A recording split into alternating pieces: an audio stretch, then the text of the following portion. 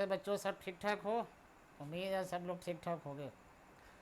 जैसे कि मैंने शुरू किया था, अकाउंट के जो बेसिक टर्म्स हैं, जो बेसिक टर्मिनोलॉजी है अकाउंटेंसी के, मैंने उसको शुरू किया था।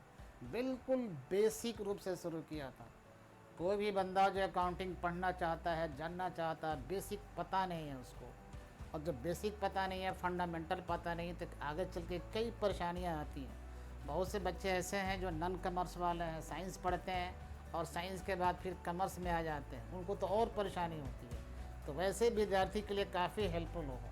अगर आप कॉमर्स भी पढ़ते हैं तो आपने बेसिक को छोड़ दिया है किसी वजह से, तब भी आपको परेशानी तो होती रहेगी। बार बार आप क्लास आगे चले जाएँ ठीक है, लेकिन आपको कई परेशानियों का सामना करना पड़ेगा। तो अगर आप इस वीडियो को देखते हैं और सुनते हैं तो बिल्कुल मेरा दावा है कि आपकी सारी परेशानी इस तरह से ख़त्म हो जाएगी। तो आप ज़रूर देखें, इसका सीरीज़ मैं तैयार कर रहा हूँ, आप जा कर के उसको पता कर लें सीरीज़ में कौन कौन से लिस्ट में किसका नाम है। हम आगे बढ़ाते हैं अपने इस चीज़ को। हमने शब्द की बात करी थी, शब्दों की व्याख्या हम कर रहे थे ताकि उन शब्दों का सही मतलब आप जानें अकाउंटेंसी में। इसलिए कि आप अकाउंटेंसी सीखते समय जब आप लेखांकन करेंगे, किसी व्यापार का आप अकाउंटेंट बनेंगे, तो किस तरह से इन शब्दों की सहायता आपको मिलेगी। तो हम शब्दों को आगे बढ़ाते हैं। सेल्स, व्यापार की भाषा में ये जो अकाउंटेंसी है, इस अकाउंटेंसी में सेल्स का क्या मतलब है।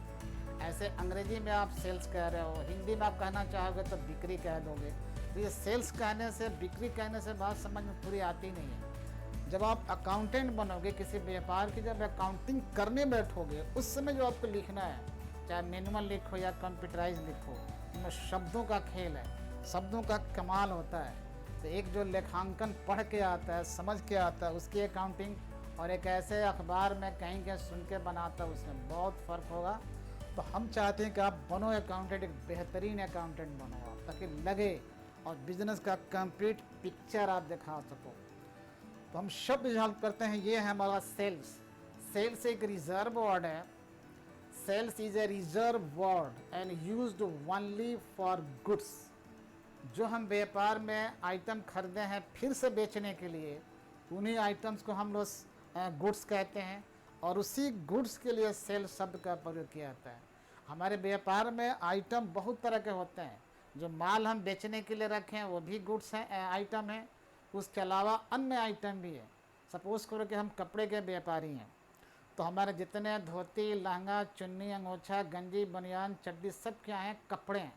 वही हमने ख़रीदा है फिर से बेचने के लिए, तो वो सब क्या बन जाएंगे? सब गुड्स बन जाएंगे। लेकिन ध्यान रखना, इन सामानों के अलावा हमारे व्यापार में और बहुत तरह सामान हैं, आइटम्स बहुत सारे हैं। फ़ैन है, टेबल है, कुर्सी है, टूल है, शोकेस है, गाड़ियाँ पड़ी हुई हैं माल ढोने के लिए, फ्रीज़ है, जनरेटर है, सब कुछ है ये। तो उन सामान के अलावा जो हमने ख़रीदा है फिर से बेचने के लिए, उसके अलावा अन्य सामान भी पड़े हैं। तो अब है कि ये सेल शब्द किसके लिए प्रयोग करेंगे? सिर्फ गुड्स के लिए करेंगे। अगर हमारा टेबल ख़राब हो गया है, टूट गया, हो सकता है कि इसको बेच दे सेकेंड हैंड के नाम पर, तो सेल वर्ड सामान्य भाषा बोल सकते हैं, लेकिन जब अकाउंटेंसी की भाषा यूज़ करेंगे तो उसमें ये वर्ड इस्तेमाल नहीं किया जाएगा। तो सावधान होना है आपको। अगर हमारे पुराने अखबार हम बेचते हैं, अपने दुकान के साथ थाक अखबार लगा रखें, पुराने किलो के रेट से बेच तो दिया, तो बेचना वर्ड हम बोल रहे हैं यहाँ पर, ऐसे बोल रहे हैं लेमैन की तरह। लेकिन जब हम लेखांकन करेंगे, अकाउंटिंग करेंगे, तो अकाउंटिंग करते समय जिन शब्दों का प्रयोग करेंगे, उन शब्दों में सेल्स वर्ड नहीं आएगा, क्योंकि वो अखबार हमारा गुड्स नहीं था। अगर पंखा ख़राब हो गया, सेकेंड हैंड पंखा अगर हम बेच देना चाहते हैं, तो वो जो पंखा हमने बेचा है उसके लिए भी अकाउंटेंसी में सेल्स शब्द का प्रयोग नहीं किया जाएगा, क्योंकि सेल्स शब्द एक रिजर्व शब्द है, सिर्फ किसके लिए? गुड्स के लिए। और सेल होता क्या है? जब उस गुड्स का जो मालिक है, जो ऑनर है, जिसके नाम में वो सब है, एक प्राइस के बदले में किसी को वो ट्रांसफ़र करता है ऑनरशिप, तो इस प्रोसेस का नाम है सेल। ये रियल भाषा समझिए। सामान्य तौर पर आप मूल्य के बदले में तुरंत मूल्य ले लीजिए या बाद में मूल्य लीजिए, उस मूल्य के बदले में यदि आप इसको दे देते हैं किसी व्यक्ति को, उस माल को, तो सेल वर्ड इस्तेमाल करेंगे। लेकिन अगर माल आपने किसी को दे तो दिया, लेकिन मूल्य के बदले में नहीं दिया, कोई प्राइस के बदले में नहीं दिया, माल आपका है, क्यों लगता है कि माल है? कि हमने उसको ख़रीदा है फिर से बेचने के लिए, इसलिए गुड्स है। कंबल खरीदा, धोती, लुंगी, चुन्नी, बनियान सब खरीदा है फिर से बेचने के लिए, क्योंकि हम कपड़े के व्यापारी हैं। ठीक है, बेचेंगे उसको, तो एक प्राइस के बदले में जब ऑनरशिप ट्रांसफ़र करेंगे किसी को तो वो कहलाएगा सेल्स। लेकिन अगर प्राइस नहीं ले, बिना प्राइस के बदले में किसी को ट्रांसफ़र कर रहे हैं तो वो सेल नहीं कहलाएगा। इसलिए प्राइस वर्ड बहुत इंपॉर्टेंट है। प्राइस वर्ड आप प्राइस उसी समय ले लो, या समझौते के अनुसार आपसी सहमति है तो बाद में ले लो, लेकिन एक प्राइस के बदले में आपने ट्रांसफ़र किया है तो वो सेल कहलाएगा। अगर बिना प्राइस का आपने ट्रांसफ़र कर दिया है तो ध्यान रखना वो सेल नहीं कहलाएगा। बड़ा ख़तरनाक मोड़ है ये। फॉर एग्ज़ाम्पल, अगर जाड़े का मौसम है, कपकपी का मौसम चल रहा है, अभी बेचारा कोई गरीब हमारे सामने दुकान के सामने काँप रहा है, थरथरा रहा, हम आखिर इंसान हैं, हमारे दुकान में कंबल है, तो चलो दिल में आएगा यार वो मर जाएगा ठंड से। हमने एक कंबल निकाला, कपड़े के व्यापारी हैं, एक कंबल निकाला और उसको दे दिया बिना प्राइस के, कोई प्राइस नहीं लिया। तो जो माल हमने उसको दे दिया, नेचुरली अब वो उसका मालिक बन गया।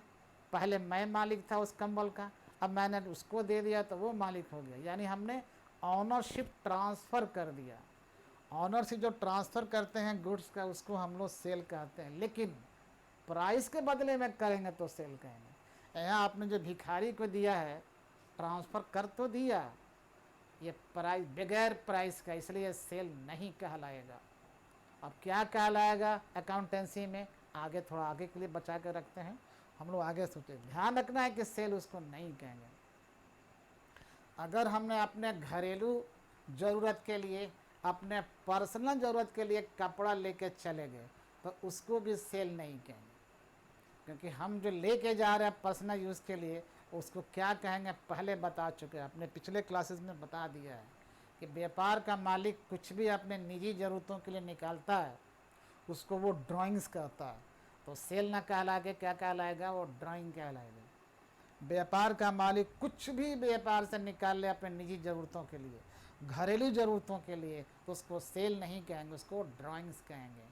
इस प्रकार आपने समझा कि गुड्स को जब हम प्राइस के बदले में देंगे किसी को तो सेल कहलाएगा, गुड्स को बिना प्राइस से किसी को यूं ही दे दिया हमने तो सेल नहीं कहलाएगा, गुड्स को स्वयं अपने लिए यूज़ कर लिया तब भी सेल नहीं कहलाएगा। कि कोई भी व्यक्ति, कोई व्यापारी अपने आप से नहीं बेचता है, अपने लिए निकाल लिया तो क्या कहलाएगा, वो ड्राइंग्स कहलाएगा। तो इस प्रकार हमें लगता है कि सेल आप समझ चुके होंगे। सेल का प्रयोग अकाउंटेंसी में कब करना है, कहाँ करना है, ये बहुत ज़रूरी है सेल्स। बाकी सामान्य भाषा में आएंगे, अकाउंटेंसी से बाहर निकल जाइए, कोई बात नहीं है, जो मर्जी बोलते रहिए उसको चलेगा। आगे बढ़ते हैं, सेल्स रिटर्न की बात करते हैं। सेल्स रिटर्न, अगर हमने गुड्स का ऑनरशिप एक प्राइस के बदले में किसी को ट्रांसफ़र कर दिया है तो सेल कहते हैं। तो जिसको हमने ट्रांसफ़र किया है, जिसको दिया है माल प्राइस के बदले में, सेल कहलाया। वो पार्टी, वो कस्टमर अगर किसी वजह से उसका कोई भाग हमें वापस कर देता है, किसी कारण से बेचे गए माल का कोई भाग वापस करता है, तो उसको हम लोग कहते हैं सेल्स रिटर्न कहते हैं। और ध्यान रखिए ये भी रिजर्व शब्द है किसके लिए, गुड्स के लिए। Sales return word is also reserve for goods and not for otherwise. that part of sold goods which is returned by the customer due to any reasons is known as sales return। इसको दूसरे शब्द में हम लोग returns inward भी कहते हैं। Inward का मतलब होता है अंदर की तरफ। हमने जब माल बेचा था तो माल गया था दुकान से बाहर की तरफ, और जब उस ग्राहक ने वापस कर दिया तो माल आ गया अंदर की तरफ। इसलिए इसको वर्ड इस्तेमाल करते हैं रिटर्न्स इनवार्ड। अब पहले आया था पचे रिटर्न में रिटर्न आउटवार्ड, उसको देख लेना, पिछले वीडियो में होगा। तो इस प्रकार आप समझ गए सेल्स रिटर्न, ये भी गुड्स के लिए रिजर्व शब्द है। जैसे समझ लो कि हम कपड़े के व्यापारी हैं, कपड़े के व्यापारी हैं तो सारे प्रकार का कपड़ा हमारे पास होगा। हमने 1 लाख का कपड़ा किसी को बेचा और किसी कारण से उस बेचे गए कपड़ा, उस बेचे गए माल का 5,000 का माल या कपड़ा वापस ग्राहक ने कर दिया हमको। तो जब ग्राहक ने वापस कर दिया तो इसको ही कहेंगे हम लोग सेल्स रिटर्न। अब यहाँ पूछें कि सेल्स कितना था, सीधे बोलेंगे 1 लाख। सेल्स रिटर्न कितना था, तो बोलेंगे, तो उसको बोलेंगे कितना, हम उसको बोलेंगे 5,000। ठीक है जी। तो इस प्रकार मुझे लगता है कि अब आप इसको समझ चुके हैं। सेल्स रिटर्न एक रिजर्व शब्द है। ठीक है जी।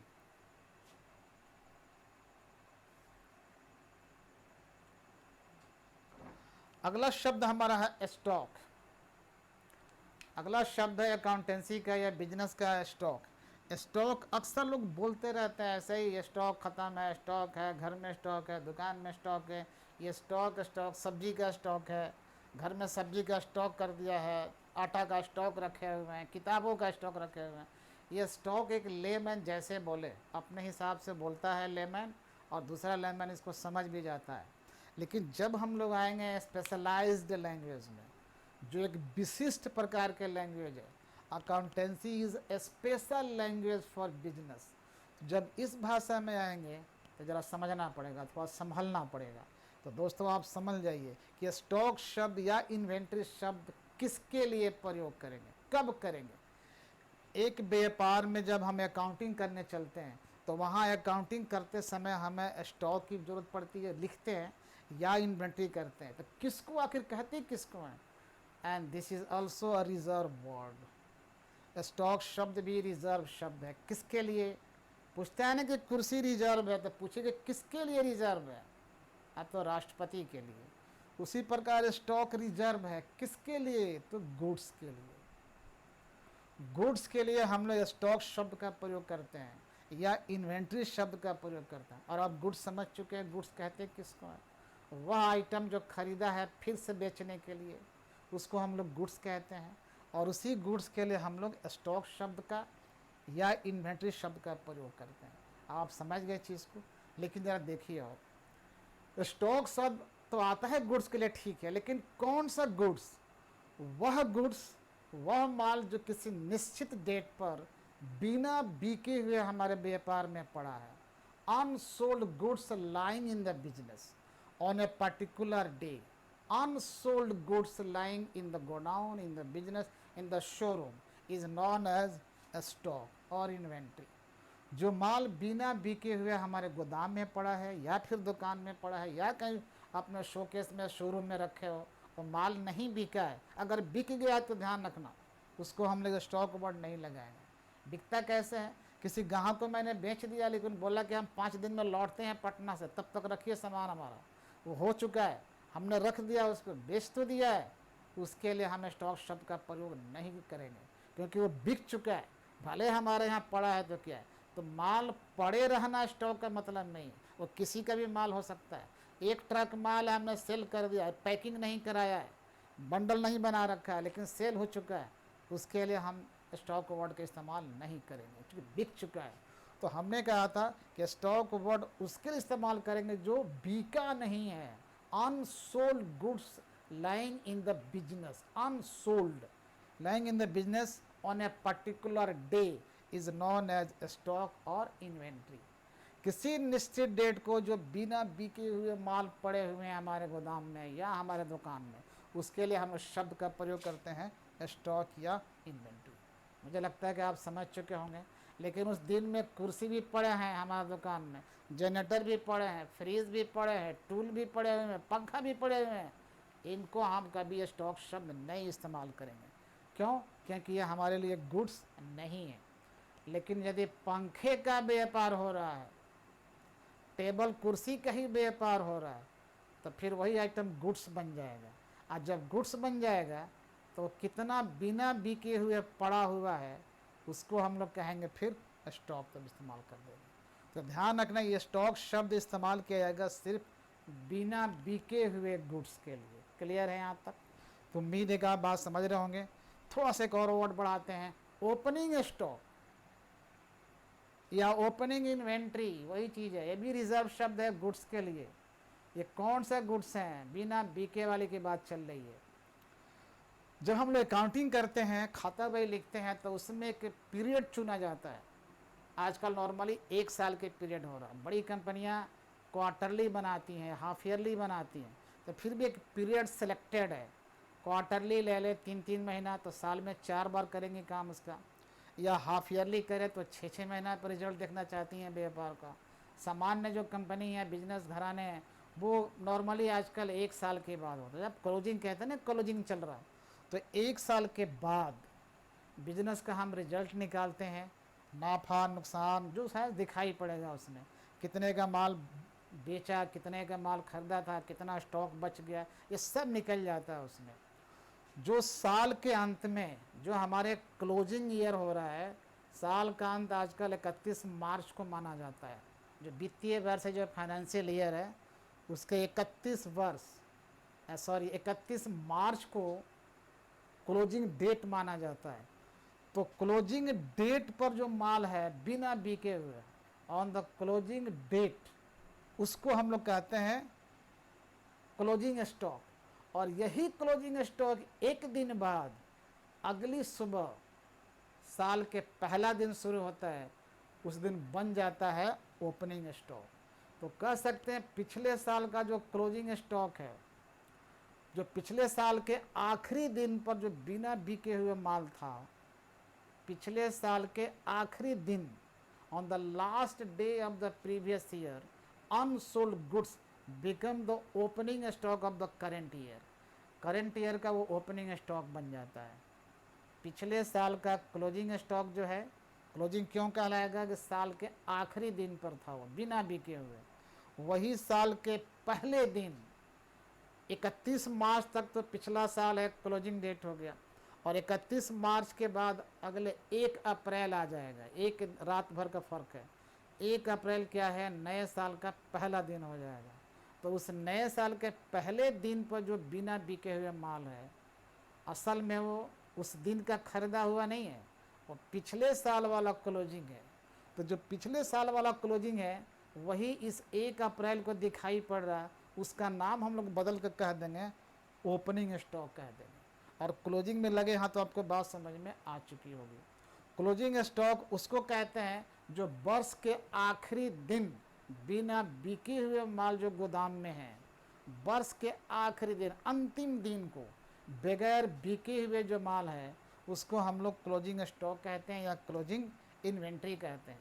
और यही क्लोजिंग इन्वेंट्री अगले साल के पहले दिन को होता है, उसको नाम बदल कर हम लोग उसको ओपनिंग स्टॉक कह देते हैं। तो मुझे उम्मीद है कि आप इस बात को अच्छी तरह समझ जाओगे। और ठीक है, धन्यवाद।